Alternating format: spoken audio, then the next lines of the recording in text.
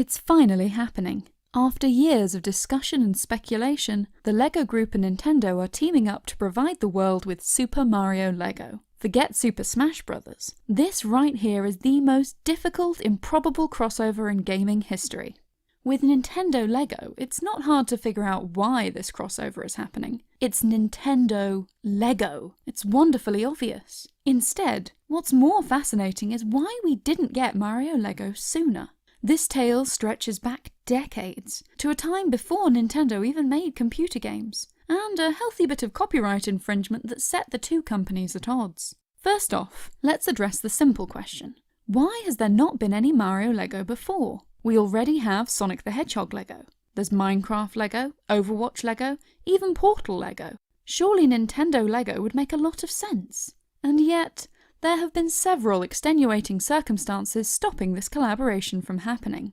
In 2012, LEGO introduced what would eventually be known as LEGO Ideas, an online community where fans can propose and support new ideas for LEGO sets. If a proposal gets over 10,000 supporters, LEGO will consider releasing it as an official set.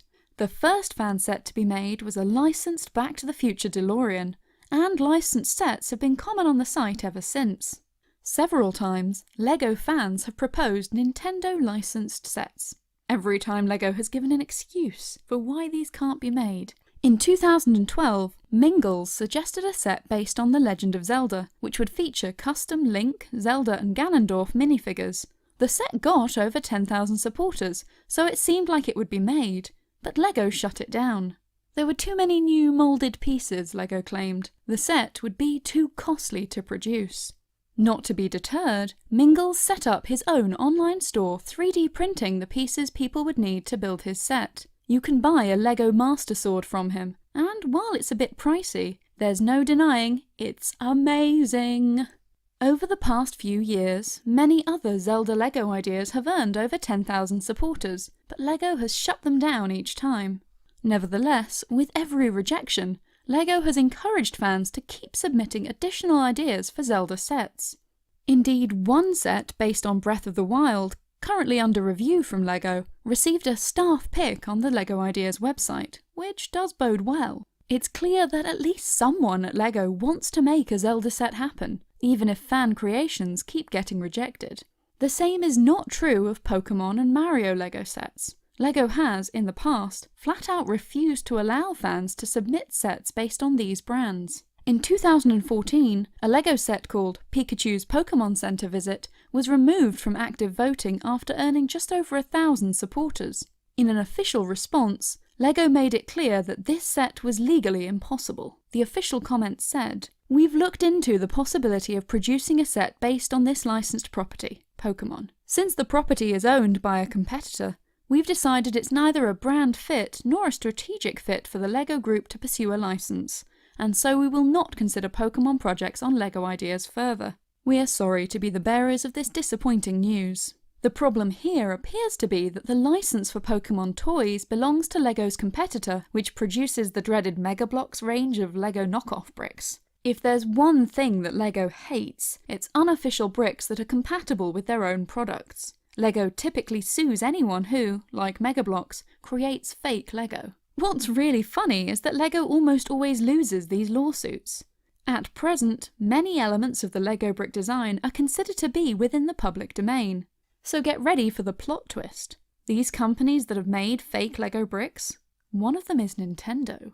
Back in 1968, before Nintendo had even made a video game, the company was experimenting in the toy market. This led to the creation of the Nintendo NMB blocks. These were compatible with LEGO, but notably came in circular designs, so that children could make curved creations like spaceships without them looking too blocky. A TV commercial for NMB blocks even poked fun at LEGO, as Nintendo claimed that their blocks were superior.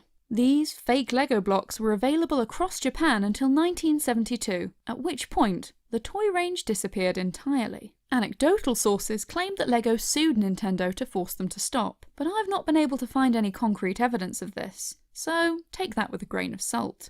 Nevertheless, it wouldn't be surprising, considering how protective LEGO is of their iconic toy design. Regardless, LEGO and Nintendo have clearly patched up their relationship in the decades that followed, LEGO games routinely release on Nintendo platforms, including the impressive Toys to Life title LEGO Dimensions, which allows Sonic the Hedgehog to go to Hogwarts. He does that a lot in our house. The fanfic you never knew you needed in your life.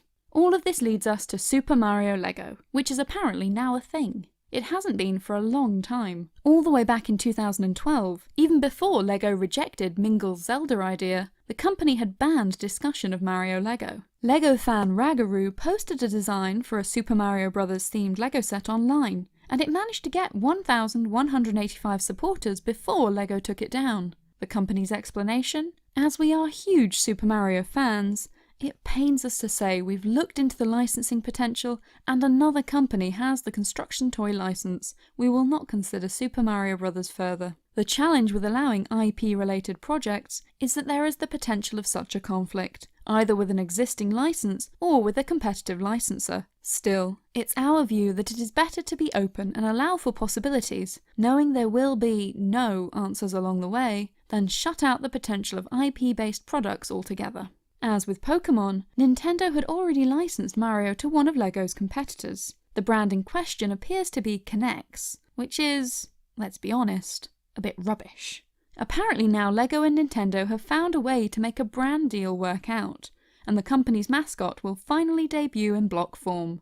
Considering that LEGO is planning a lot of different Mario sets, this is likely a partnership that's going to be around for a long time to come.